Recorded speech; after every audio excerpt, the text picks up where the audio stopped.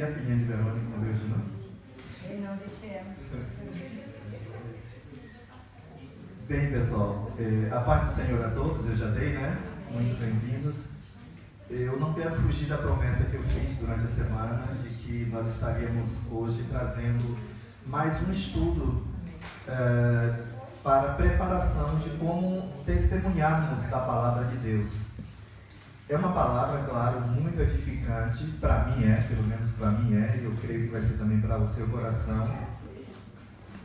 E uma outra coisa que eu quero chamar a atenção é que eu não queria falar somente daqui para lá, porque é um assunto que requer pensar, requer acompanhamento, requer até mesmo tirar dúvida enquanto a gente está falando.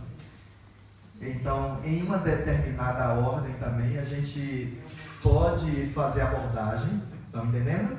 Vocês podem, se for o caso, se tiver alguma questão que não esteja muito clara, ou alguma palavra que eu falei que vocês não entenderam bem, vocês podem, de certa forma, pedir uma explicação numa determinada ordem, tá certo assim? Amém?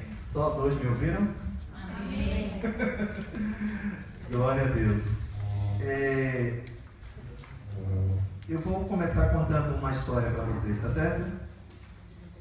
Tinha um homem, esse homem tinha uma loja de relógios, ele consertava relógios e ele tinha um relógio de parede, né? Um horloge, né? Em francês? Horloge? Horloge, né? Então tá certo. Acho que relógio de pulso é montre, né? Tô aprendendo. E passava um senhor ali e todos os dias ele olhava aquele relógio na parede e ele acertava o relógio dele. Acho que estava meio problemático o relógio dele, porque sempre acontece isso, né? Ele aí acertava o relógio dele. Aí ele ia embora. Outro dia ele passava, olhava o relógio, aí acertava outra vez o relógio por aquele relógio grande da parede e ia embora. Quando foi um dia, o dono da loja falou assim: eu quero te fazer uma pergunta. Por que todo dia você passa por aqui e olha esse relógio da parede e acerta o seu relógio pelo meu relógio? Aí ele disse: não, é porque eu trabalho naquela fábrica lá embaixo e eu sou responsável em todos os dias apitar a sirene na hora exata. Então eu preciso de ter hora exata para apitar a sirene. Por isso que eu passo aqui, acerto o meu relógio com o seu, que eu sei que você trabalha com isso, e vou embora. Aí ele disse: mas eu sinto muito em te dizer, todo dia eu acerto esse relógio pelo relógio da sirene daquela fábrica lá embaixo.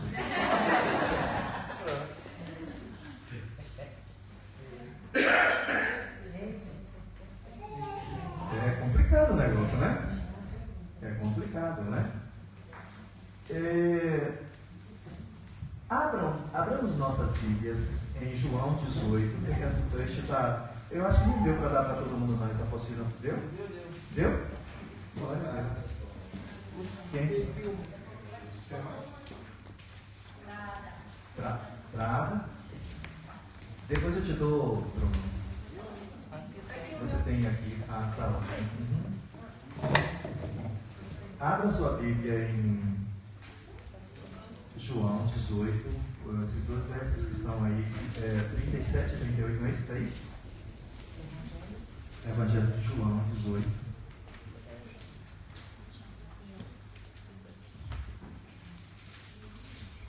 A gente vai demorar um tempinho assim falando sobre esse assunto, mas a gente precisa de entender um pouco isso, porque trabalhar esse assunto é um assunto que tem perturbado os homens desde longas épocas. Os grandes filósofos, os grandes pensadores, eles se desgastam com isso. E quando a gente vai evangelizar alguém, a mente do homem na atualidade é uma mente que nós chamamos de pós-modernista. Nós estamos vivendo o pós-modernismo. Então, nessa era que vivemos, eu vou citar aqui as várias filosofias que permeia, já ouvi essa palavra? Ou permeia, né? A mente pós-modernista, né? Então, vamos começar lendo essa passagem. Jesus estava sendo interrogado. Vocês sabem que em apenas uma noite, né, da meia-noite em diante, depois de Jesus ter sido preso, ele passou até amanhã, quando ele terminou de ser condenado. Existe uma série de erros aqui, tá? Porque ninguém poderia ser julgado como ele foi, né? Fora do horário do expediente do tribunal, sem uma defesa, sem nenhuma condição, né, de que se estabelecesse um tribunal para que ele fosse julgado, né? Ele foi julgado durante a noite. Ela está pensando, pode ser? Ah, sim. Pega o dela aqui, lá em casa do André. Então ele enfrentou 6 tribunais durante aquela madrugada. 3 tribunais religiosos, ou 3 tribunais religiosos, né? E 3 tribunais civil. Tá? Então, nesse momento aqui, Jesus está de frente com Pilatos. Jesus está de frente com Pilatos, sendo interrogado por Pilatos. Perguntou-lhe, pois, Pilatos: logo tu és rei? Porque eles tinham 2 acusações, pelo menos, contra Jesus. Uma, além, claro, da questão de derrubar o templo, mas uma é que ele não pagava imposto, que ele pregava que era proibido pagar imposto. Né? Eles disseram: esse homem manda não pagar imposto a César, ele é contra César. E a outra é que ele se declarava rei. Então eles procuraram um motivo não tanto religioso, porque derrubar o templo não era lá, não ia importar Pilatos ou as autoridades civis, mas, e parecia até uma loucura, né? Vai derrubar o templo, né? Que loucura, um homem derrubar o templo, né? Eu já estive lá em Jerusalém, as pedras, tem cada pedra que é 1 metro, são pedras de 3 metros por 6 metros, são pedras que um homem não consegue. Então eles procuraram pelo menos 2 questões políticas civil. Uma é que ele proibia que se pagasse imposto, isso é verdade? Não. Né? Em Lucas 23 você vai ver que eles vêm e diz, é lícito pagar para experimentar Jesus imposto a César? Aí ele disse, me dá uma moeda aí. Né? Aí trouxeram a moeda para ele, aí ele diz, de quem é essa esfinge? Né? Tinha a figura de César ali na moeda. Aí disseram, de César. Aí ele diz, então dai a César o que é de César e dai a Deus o que é de Deus. Jesus nunca impediu ninguém de pagar impostos. Né? E a outra é que ele se dizia rei. É tanto que Pilatos depois escreve a sentença, este é Jesus Nazareno, rei dos judeus. E as autoridades vêm para ele, o sumo sacerdote diz, não escreva que ele é rei dos judeus, escreva que ele se diz rei dos judeus, mas ele é rei dos judeus. Aí o que é que Pilatos diz? O que eu escrevi. Oh, isso é tão bom. Então Pilatos diz, logo tu és rei? E respondeu a Jesus, tu dizes que eu sou rei, eu para isso nasci. Quer dizer, ele está dizendo que ele nasceu para ser rei mesmo. Tá? E realmente, né? Nasceu para ser rei. E para isso vim ao mundo a fim de dar testemunho da verdade. Todo aquele que é da verdade ouve a minha voz. O próximo versículo, o 38. Perguntou-lhe Pilatos, que é a verdade? Agora, é interessante que Pilatos pergunta isso, mas a decepção do mundo com relação à verdade é tão grande, a decepção do mundo com relação à verdade é tão grande, que quando Jesus Jesus sabia por que ele colocou isso. Eu vim para dar testemunho da verdade. Gente, não fica pensando que o que o nosso mestre falava, o que ele colocava, que está fora de contexto. Que não... eu passei tanto tempo lendo aquela passagem de Jesus e a mulher samaritana, perto do poço de Jacó. Ai, como eu me degladiava com aquilo.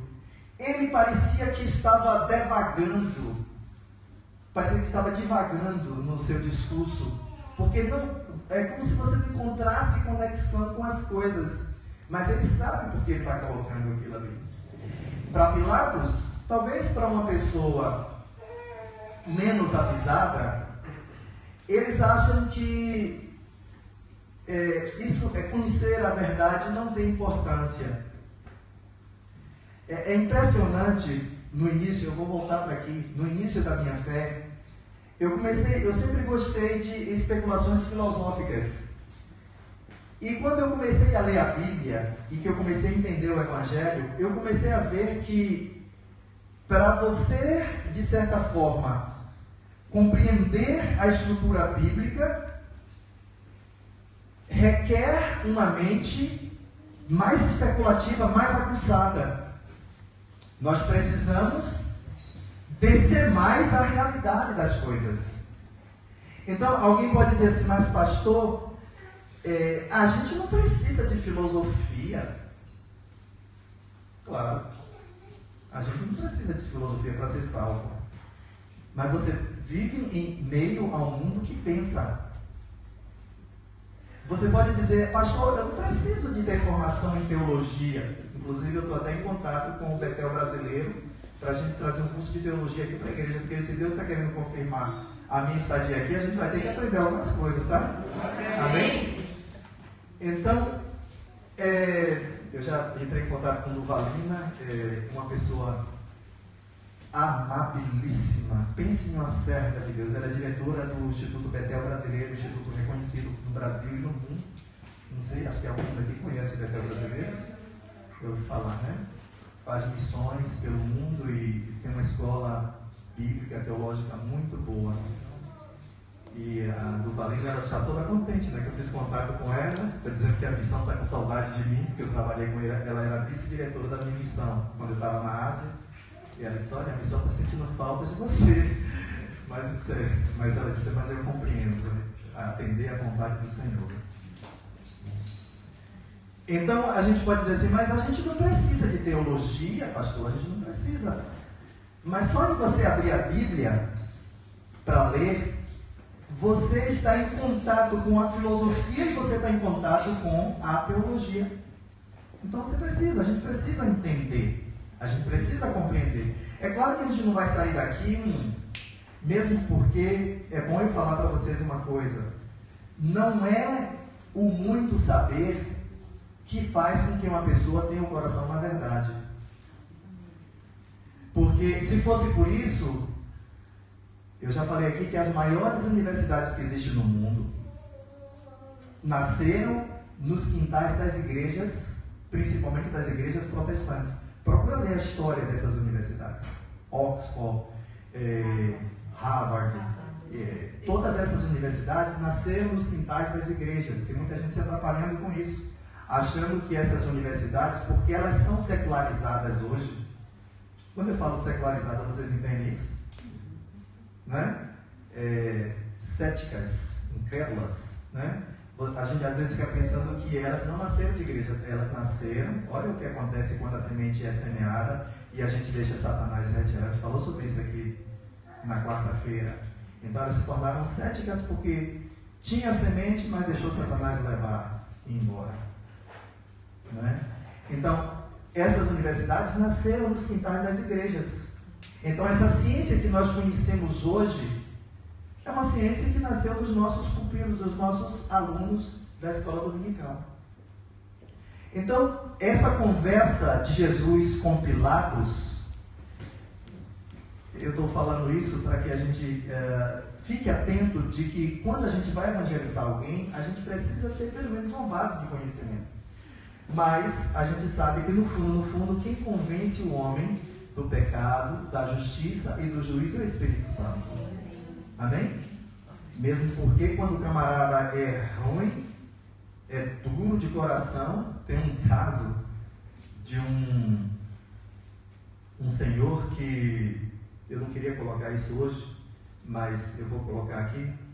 Ele era muito pensador, né? Um homem que pensava muito. E um dia ele andando com a esposa, ele disse assim para a esposa: eu tenho certeza que eu estou morto. Eu estou morto. E ela olhou para ele assim com uma cara meio estranha: você está morto? Você está aqui conversando comigo? Ele disse: eu estou aqui conversando com você, mas eu tenho certeza que eu estou morto. E ele começou com essa ideia. Aí a esposa levou ele a um psiquiatra. Aí o psiquiatra disse: essa é fácil. Essa é fácil. Aí o psiquiatra começou a acompanhá-lo e dizer para ele: olha, aprenda uma frase. Só morto sangra. Só morto sangra. Oh, desculpe. Só vivo sangra. Morto não sangra, não é isso? Só vivo sangra. E aí, por vários dias, o psiquiatra trabalhou isso na mente dele. Quer dizer, se você está vivo, você vai sangrar. Quando foi um dia, o psiquiatra pegou a caneta e enfiou no braço do rapaz. E aí sangrou. Quando sangrou, ele disse: está vendo? Você está vivo, você está sangrando. Ele disse: acabei de descobrir que morto também sangra. Tem pessoas que você está falando do Evangelho, você está falando da verdade o tempo inteiro, mas ele é tão stubborn, né? Tão duro, tão estúpido, que não tem jeito, porque o coração é de pedra, o coração é cerrado. Então, Jesus, volta ali aquele versículo, Carol.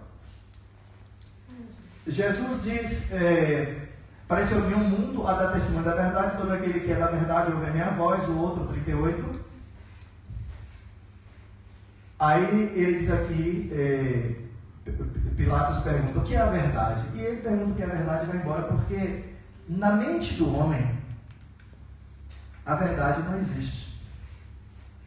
Na mente da humanidade a verdade não existe. Aí eu faço uma pergunta para vocês aqui nesta manhã: o que é a verdade?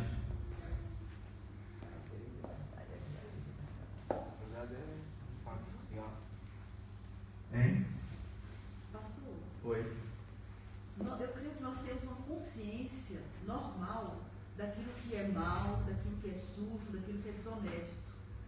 Eu acho que a visão de verdade é contrário àquilo que a gente tem consciência do que é mal.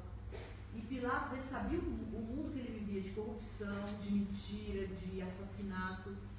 Então, a verdade ela não tem nada a ver com isso. Então, o que é a verdade? Foi essa a pergunta que eu Entendeu? fiz. O que é a verdade? A verdade, Hein?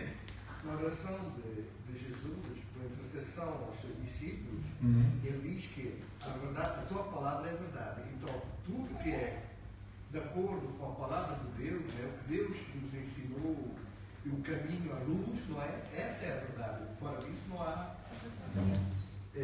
Coloca aí, cara, esse versículo que ele citou ali, João 17:17.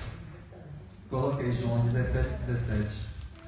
É impressionante, irmãos. Quando você pega o capítulo 1 de João para ler, você vai ver: o verbo era Deus, o verbo estava com Deus, o verbo se fez carne e habitou entre nós, e vimos a sua glória, não é?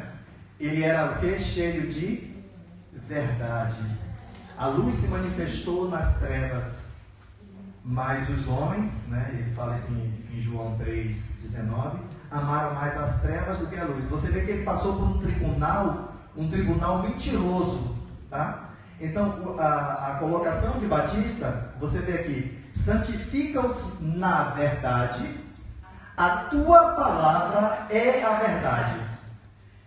Antes da gente entrar realmente nessa questão da verdade, na filosofia tem uma matéria, eu vou ter que fazer vocês pensarem um pouco hoje de manhã aqui, tá certo?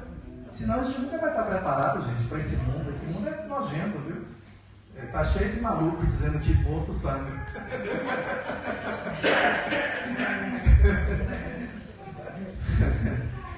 Então, Quando você fala sobre verdade em filosofia, existe um quadro da lógica que é chamado o quadro das verdades. A verdade, ela pode ser uma verdade relativa. Digamos, o que seria uma verdade relativa? Eu posso dizer aqui para vocês, olha, a porta de saída está à minha frente. É uma verdade, a porta de saída está à minha frente.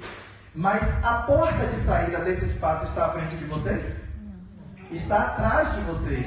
Então é uma verdade relativa, porque é uma verdade para mim, mas não é uma verdade com relação a vocês. Tá? Então existe uma verdade relativa e existe a verdade absoluta. Existe a verdade absoluta. Vocês nunca podem perder isso de mente. Existe a verdade absoluta. Quando a gente vai lendo a Bíblia e a gente vai vivendo e experimentando, a gente vai vendo que Jesus, ele considera a palavra como a verdade. Mas quem é a palavra? Jesus. O que é que ele diz em João? Bota aí, Carol. João 14, 6. João 14, 6. Respondeu-lhe Jesus: eu sou o caminho e a verdade. Eu sou a verdade. Então, o que é que o mundo tenta, pela filosofia, colocar na mente até dos crentes dentro da igreja? Não. Verdade absoluta não existe. Verdade absoluta não existe. Então, quando você vai falar do Evangelho para alguém, quando você vai falar do Evangelho para uma pessoa, é uma verdade sua, até então uma verdade sua, que você vai colocar para alguém que está te ouvindo.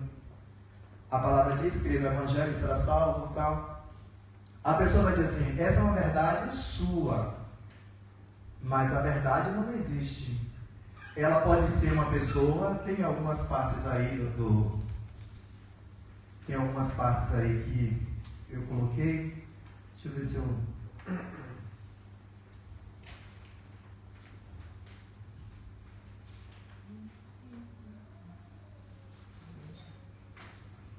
Inicialmente, eu vou chegar lá. Alguém pode dizer assim, a verdade é o que a maioria pensa. Não é? Alguém pode dizer assim? Não é dessa verdade que a gente anda atrás, porque a maioria pode estar errada. Está entendendo? A maioria do mundo poderia ser totalmente islâmica. Isso seria, eles estariam com a verdade? Não. A verdade nem sempre está com a maioria. Tá? A verdade não é definida pela a intenção, de boas intenções, porque mesmo nas boas intenções você pode estar errado, não é isso? Às vezes você pode estar tão bem intencionado, mas você está errado nas suas boas intenções.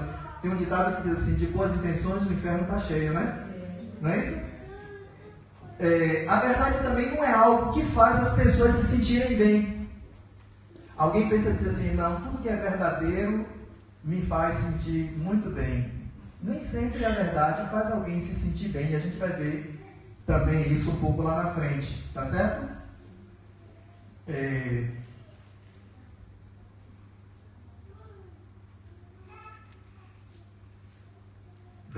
vamos entrar aqui. Quando você está conversando com alguém, ele pode ter uma mente relativista. Você coloca a sua posição e ele vai dizer assim, mas isso é relativo. Não é assim? Mas isso é relativo, né? Não existe tal coisa, a verdade. Tudo é relativo. Quando eu digo tudo é relativo, eu estou dizendo um axioma. Um axioma significa, eu estou falando uma verdade. É esse ponto aqui que eu gostaria de que vocês prestassem bem atenção. Se você conversa com alguém, a pessoa diz, mas tudo é relativo, meu amigo. Ele está falando o quê? Um axioma. ele já definiu que tudo é relativo. Então, de certa forma, ele está sentado em uma verdade absoluta. Está dando para vocês entenderem? Está dando para acompanhar? Se tiver dúvida, pergunta, por favor. Meu amigo, tudo é relativo. Nós vivemos no mundo do relativismo, tá? Tudo é relativo. Mundo do relativismo. Aí vem também o pensamento filosófico que eu já citei aqui, do ceticismo. O que é que diz o ceticismo? A verdade não existe. A pessoa é cética com relação à verdade. A palavra verdade em grego significa o nome, né? Verdade em grego é aletheia. Aletheia, lete, era o nome de um rio onde as pessoas, você sabe que os gregos tinham mitologia, tá? Os gregos eles tinham muitas mitologias. E então eles tinham o rio Léter, que o rio Léter era um rio, na mitologia grega, que quando uma pessoa morria, ele passava para o outro lado deste rio. E Léter significa esquecer. Léter significa esquecer. Então, se alguém morre, vai para o mundo do esquecimento. Quando você, em grego, coloca este A na frente, dá um sentido adverso, dá um sentido contrário. Então, aletheia significa voltando a lembrar o que está esquecido. Então, a verdade é como se ela estivesse sempre disponível, é como se a verdade estivesse sempre disponível, mas ela está esquecida. Isso nos fala uma coisa muito interessante. Dá para fazer conexão? Alguém fez uma conexão aí? A palavra verdade em grego é aletheia. Tá certo? Léter era o nome de um rio que quando as pessoas morriam, na mitologia grega, eles passavam para este outro lado do rio, que a gente costuma dizer que quem morreu passou para o mundo do esquecimento. Não é isso? Para o grego, para eles determinarem a verdade, eles achavam, hoje, pela filosofia grega, eles acham que não existe mais verdade, porque o pensamento de Pilatos já é um pensamento grego-romano. Então, ele não tinha crença na verdade. O que é a verdade? Não existe essa verdade absoluta, né? Ele era um cético, mesmo naquela época. Só que, na palavra aletheia, a verdade é alguma coisa que está esquecida e que pode ser lembrada, ou que pode ser reencontrada. Dá para fazer alguma conexão aí, gente? Qual é a conexão que vocês fazem? Há uma dúvida, não é?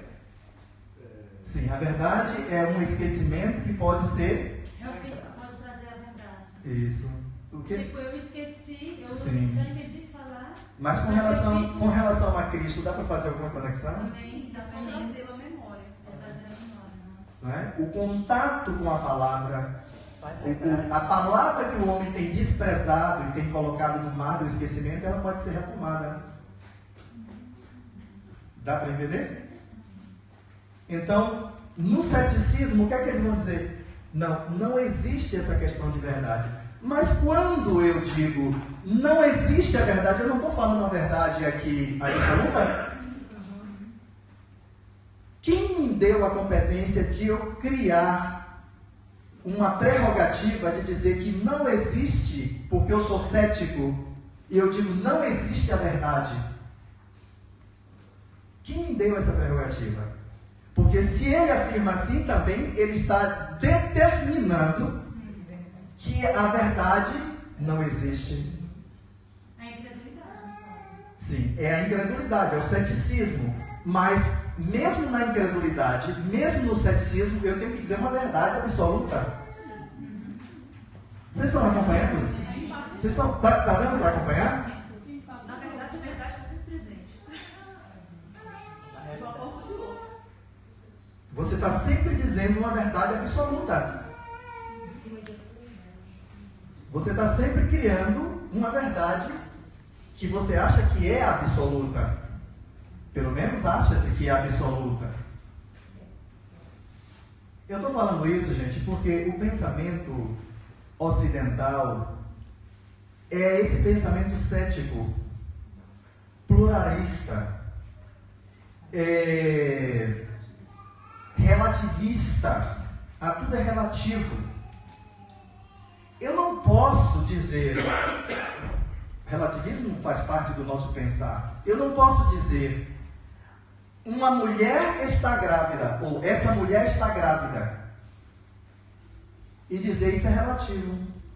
Sendo que ela está grávida, todo mundo sabe. Está Porque aí a outra pessoa diz, e é daí que vem o pensamento da teologia liberal, que, meu Deus, tem arrebentado com muitas igrejas, com muitos pastores, porque na teologia liberal tem um pouco do princípio de educação, do construtivismo. Porque a partir do momento que o homem se torna o centro, o homem se torna a sua própria verdade, o que é que eles dizem? A verdade está dentro de você, você cria a sua própria verdade. É mentira. A verdade é aquilo que você acredita. A verdade é o que você acredita? Isso é mentira. A verdade existe. Eu queria que, de tudo que eu falo aqui com vocês, de tudo que eu estou falando aqui com vocês, eu queria que quando vocês saíssem daqui, saíssem pelo menos com uma coisa na mente. A verdade existe e ela é a palavra de Deus, que é o próprio Deus. Conhecereis a verdade, a verdade. E conhecereis a verdade vos libertará. Amém. Né? João 6, 38 por ali, né? Então, na verdade, a verdade existe, mas está no esquecimento. Se a gente aprender todos esses pensares aqui, isso não vai ajudar muita coisa para a gente, porque a gente pode se encher de conhecimento e não servir para nada. Mas se a gente sair daqui com uma convicção, que Jesus falou, eu sou o caminho, a verdade e a vida, e que ninguém pode se sentar em uma posição e determinar uma outra verdade fora dessa verdade. Ele deu prova de que ele é a verdade. Né? Santifica-os na verdade, a tua palavra é a verdade. E a gente vai ver alguns versículos, por que este mundo está tão entregue a tanta mentira. A tanta mentira. Eu levei minha irmã para visitar a fábrica de chocolate, Carrier, né? Carrier. É uma visita muito boa de se fazer. Tá ali o Tony, né? Conhece bem, né?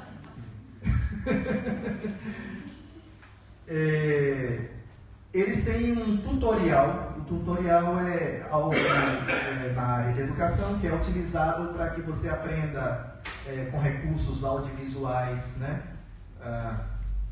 Você entra em uma sala, de cara eles já te dão bem-vindo, né? Depois que você passa pela recepção, você entra em uma sala.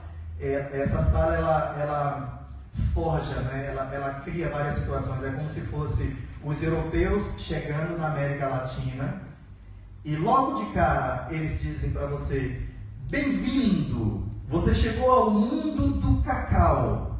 O cacau é um presente dos deuses maias para nós.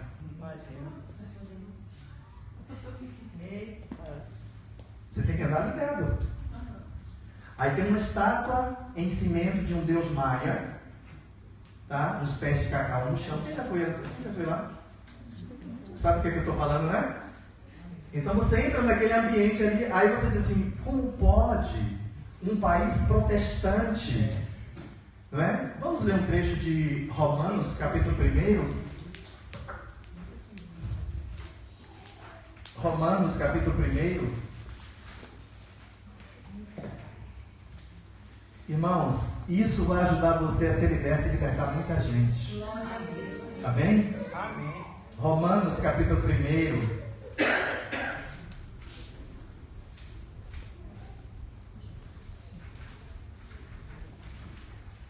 Vamos ler a partir do 22. Expõe aí, Carol, por favor. Vamos ler o 22, 23, 24 e 25 até. Veja o que diz a passagem, olha. Dizendo-se sábios.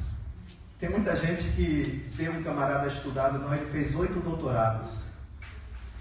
ele tem formação na área de psicologia, filosofia. É por isso que eu digo aqui, eu tenho formação, mas você não me vê fazendo tanta propaganda de formação, porque eu dependo do poder de Deus em minha vida. Porque eu sei que isso é uma briga que vai além, é uma briga espiritual. E o diabo, ele investe duro nisso, tá? O diabo, ele investe duro nisso. Quando vocês verem eu falando sobre isso aqui, irmãos, não é porque eu não estudei. Eu estudei, tá? Eu estudei. Não falo isso buscando me engrandecer. Mas a gente precisa estudar, tá? Aí Paulo diz que ele usa todo o conhecimento como esterco, tá? Para quê? Para que de alguma forma ajude na obra. Então, dizendo-se sábios, os homens da época formados dizem-se sábios, mas tornaram-se o quê? Astutos. Astutos, ou astúcia, né? Loucura. São loucos. Hã? Tolos, loucos. Eles querem se dizer sábios. Foi os deuses maias que nos deram de presente o cacau?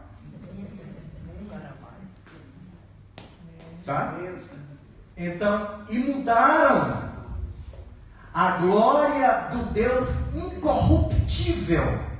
É por isso que ele é a verdade, gente. Porque não se corrompe. Aleluia. Não se desgasta. Mudar a glória do Deus incorruptível em semelhança da imagem de quê? De homem corruptível, e de aves, e de quadrúpedes, e de répteis. Quer dizer, aí na frente vai falar, 24, sim. Por isso, Deus os entregou nas concupiscências dos seus corações à imundícia.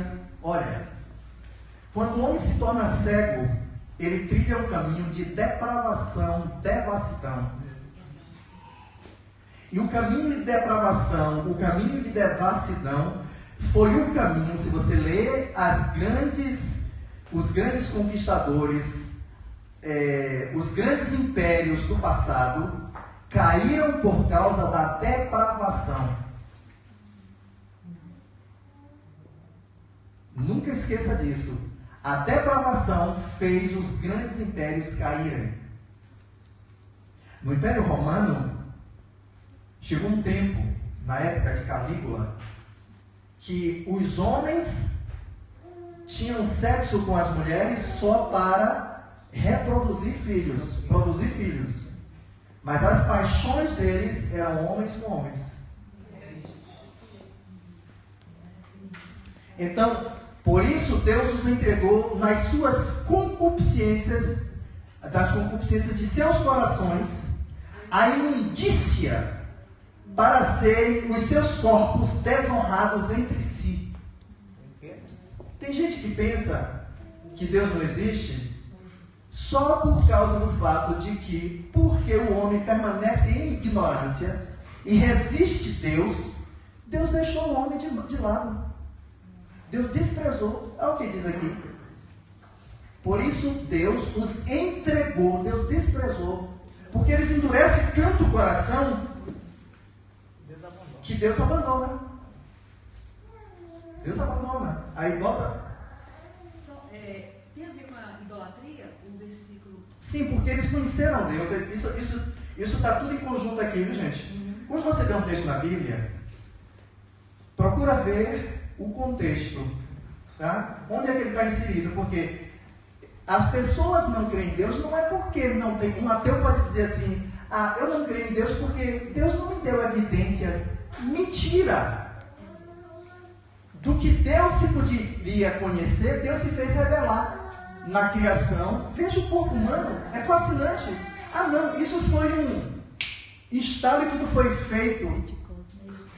Um acidente cósmico. Então, tendo conhecimento de Deus, só porque Deus é invisível, eles acham que Deus não deu motivo para ele crer. Então eles trocaram a glória de Deus. Quer dizer, em vez deles olharem para a natureza e glorificar a Deus porque criou a natureza, ele se ajoelha diante da natureza. Eu não sei se alguém aqui pratica yoga. Eu estudei yoga por um tempo, e todo mundo sabe, quem faz yoga sabe que antes de você fazer os movimentos de yoga, você tem que prestar adoração ao sol, à terra, à natureza. Fazer reverência. Então, em vez do homem fazer reverência ao Deus Criador, ele faz reverência ao quê? Ao que foi criado. Deus fica. Eu fiz tudo isso, toda essa beleza para vocês me louvarem. E vocês fazem isso? Tem gente achando que Deus está bonzinho, né? E Deus está largando os caras. Largando, porque trocaram a glória, trocaram a verdade de Deus. É por isso que é preciso conhecer a verdade, irmãos.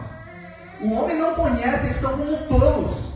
Bem-vindo à terra do cacau. Um presente dos maias para nós. Dos deuses maias para nós. É absurdo. Um país protestante? Desculpa, Tom. Mas é a realidade. É a realidade. E adorar e servir mais a criatura antes que o Criador, que é bendito eternamente. Amém. O 26. Pelo que Deus os entregou às paixões infames, porque até as suas mulheres mudaram o uso natural do que é contrário à natureza. Fala do lesbianismo. 27. Semelhantemente também os varões deixaram o seu uso natural da mulher, se inflamaram em suas sensualidades. Quando você vê isso aumentando, é porque a incredulidade, a dureza do coração está aumentando. E está perto do fim. Sodoma e Gomorra, como foi que acabou? Assim. Os grandes impérios, como é que acabou? Assim. Então, na verdade,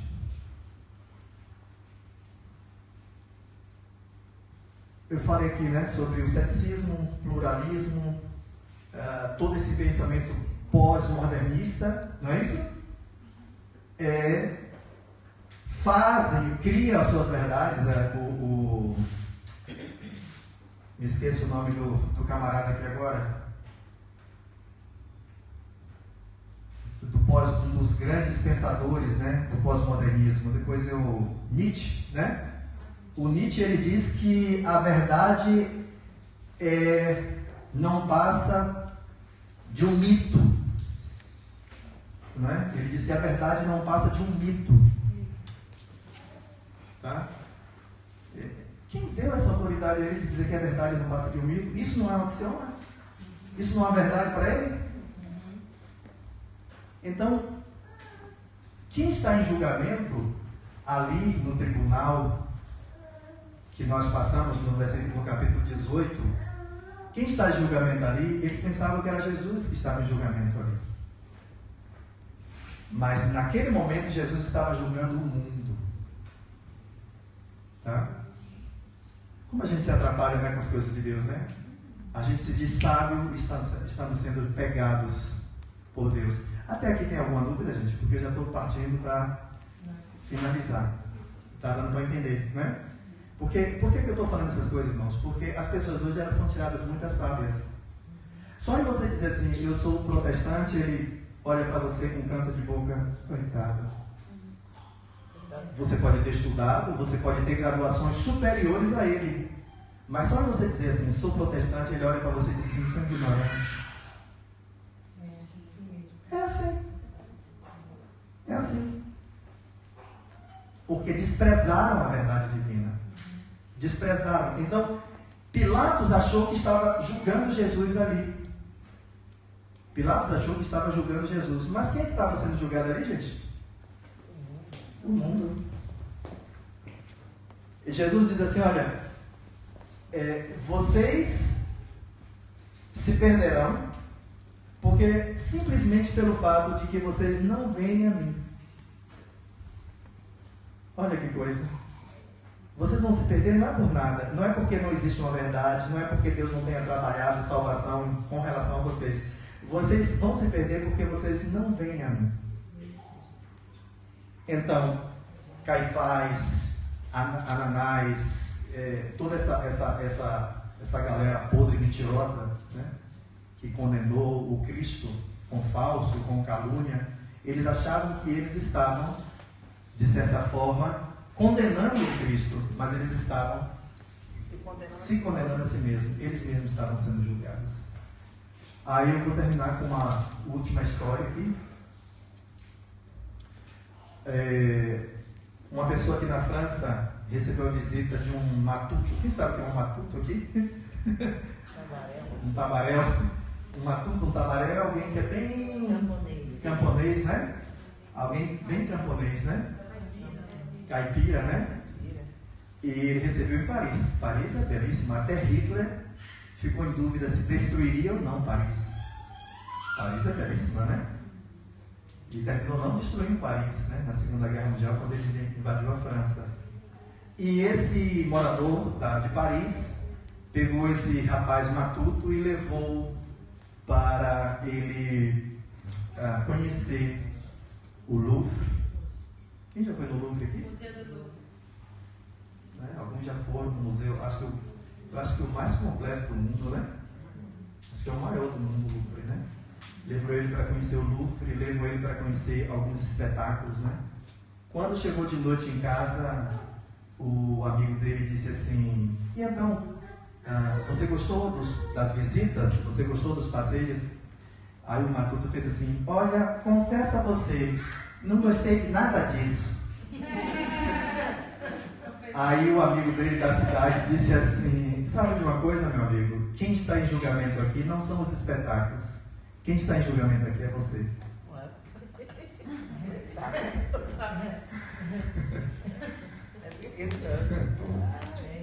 Não brinca com a verdade, porque fogo queima. Fogo queima. Não sei, tem alguma pergunta, algum esclarecimento?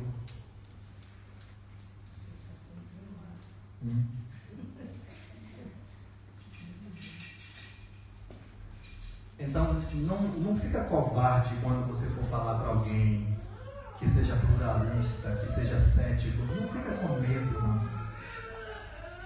Eu vou dizer uma coisa para vocês. Eu já preguei para presidentes.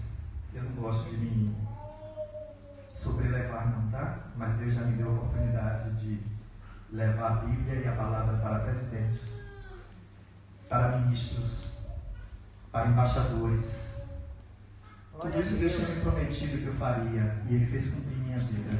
Amém. E eu fiz sem medo. É aquilo que Paulo diz em Romanos, ainda no capítulo 1 ali, ele diz assim: não me envergonho do Evangelho, porque é poder de Deus e salvação para quem crê. Eu noto, irmãos, que aqui há um certo receio. É como se você for protestante, se você for crente, você é um cidadão de segunda classe. Você é um cidadão de segunda classe. Isso é tão diferente de Singapura e América. Você sabe que em Singapura, os cidadãos de primeira classe é que vão para a igreja e vão para o culto? Meu Deus, o que a gente vai fazer para mudar essa mentalidade aqui na Europa? Isso é algo espiritual muito forte sobre esse lugar, irmãos. Se você diz que você é crente, que você vai na igreja, você não é ninguém. Deus tem misericórdia de nós. E os crentes aqui, eu já notei, não sei se vocês, têm um complexo de inferioridade. Eles todos são cômodos, pastor, eu me desculpo também, eles não gostam de pegar. O pouco que sabe também não passa para frente. Em vez de ajudar a ganhar almas, eles fazem às vezes ao contrário. Sujeira, né? Então os crentes têm esses retratos. Mas também realmente mas eu acho que é mais num contexto de inferioridade, porque quando nós temos a verdade, dentro da verdade que ela é, que hoje nós estamos aprendendo aqui, a gente não temos por que estar em um contexto de inferioridade, pelo contrário. Porque quando nós vamos adiante para propagar a verdade que é em Cristo Jesus, é como o pastor falou, que ele esteve diante de deputados, de pessoas, mas ele não se envergonhou. Então eu acredito que é mais um despreparo realmente com relação à igreja em si, essa falta de conhecimento da verdade, na profundidade de que ela é, para que nós possamos passar diante desse povo que tem uma verdade mentirosa, na qual é sustentada pelo o inimigo, e que para quebrar é necessário que nós estejamos realmente na verdade de Cristo, porque a palavra do Senhor disse que quando nós vamos se bater diante do inimigo, é normal que ele bata de retirada, porque onde a luz e as trevas não podem Resistir ao diabo e fugirá de nós. Exatamente. Eu saí daqui da Suíça em uma quinta-feira, fui para o Brasil, na sexta-feira eu tinha um casamento para fazer. Eu vou só contar isso aqui, vou entregar, porque a gente precisa orar. Eu fui fazer um casamento, eu cheguei lá, eu cheguei quinta, se eu não me engano. Na sexta-feira eu tive um casamento para fazer. Alguém que nós conhecíamos ia casar. Quando soube que eu estava indo para o Brasil, disse: não, eu vou pedir o pastor Renato para fazer meu casamento. E na sexta eu fui fazer esse casamento. Quando me apresentaram, era uma casa de festa muito grande, muito bonita, com piscina, tudo bem arrumado. Quando me apresentaram o lugar onde eu ficaria para fazer o casamento, tinha uma orquestra do meu lado. E a orquestra começou a tocar. Foi eu subir no lugar onde seria. Gente, quando eu vou fazer um casamento, para mim o casamento é uma das coisas mais sublimes que Deus preparou. E eu quero usar aquela oportunidade para falar da palavra de Deus mesmo e comunicar a verdade para aquela população que está ali. Quando eu subi, assim mesmo, quando eu subi no lugar onde eu iria celebrar o casamento, a orquestra começou a cantar uma música. Uma música que eu vejo algumas igrejas aqui botando letra de crente e cantando essa música. É uma música daquele filme Shrek, que diz: aleluia, aleluia. Quantos aqui conhecem essa música? Conhece? Essa música em inglês é a pior blasfêmia que existe. Se você sabe inglês, ou você bota no tradutor, você vai ver. Essa música é a pior blasfêmia que existe. Você quer que eu diga só uma parte do que essa música diz? Hein? Eu já vi igrejas aqui cantando essa música, botando outra letra. A gente não precisa de explicação do inferno para a gente cantar. Uma das partes dessa música diz assim: você sabe quem fez Davi cair com Betseba? Foi lá ele. E depois Davi ainda vai cantar: aleluia, aleluia. Pegou? Também às vezes as pessoas não sabem também a linguagem. Sim, mas porque é uma população não esclarecida. Não esclarecida. Aí, veja só. Aí eu cheguei, tinha 4 pessoas na orquestra que ia tocar para o casamento. Eu disse: Pago, né? Eles podem contratar. Ela viu que ela estava lá. Minha irmã estava lá. Eu disse: olha, por favor, dá para vocês pararem essa música? Mas por que, pastor? E eram evangélicos. Aí disse assim: mas por que parar, pastor? Eu disse: você conhece essa música que vocês estão tocando? Não, a gente não conhece. E aí eu comecei a dizer a letra para eles. Eu estava me preparando para o ambiente, orando ali. Eu fico orando, pedindo a Deus inspiração, pedindo a Deus direção. A coisa lá. Gente, é luta espiritual, não é brincadeira. Quando eles pararam, aí que eu expliquei isso para eles, todos evangélicos, sabe o que é que eles começaram a me dizer? Pastor, eu tenho uma dúvida. Pastor, eu tenho uma dúvida. Pastor, eu tenho uma dúvida. Eles dizem assim: sabe de uma? Eu estou me preparando para fazer o casamento. Se vocês não têm tempo para tirar dúvida fora daqui, por que aqui agora que eu vou tirar todas as tuas dúvidas? Mas tem que ser duro, porque senão eu vou me despreparaar com relação ao que eu fui fazer. Vai estruturar a sua vida, a sua concentração. Para poder tirar a atenção Vai distrair. A concentração. Gente, a guerra espiritual existe. O mundo espiritual é real. Não se engana com isso. O maligno faz todas essas criações para que o homem esteja sempre em trevas. Tenha cuidado da sua alma. Tenha cuidado da sua vida. Que Deus nos abençoe. Amém. Amém. Glória a Deus.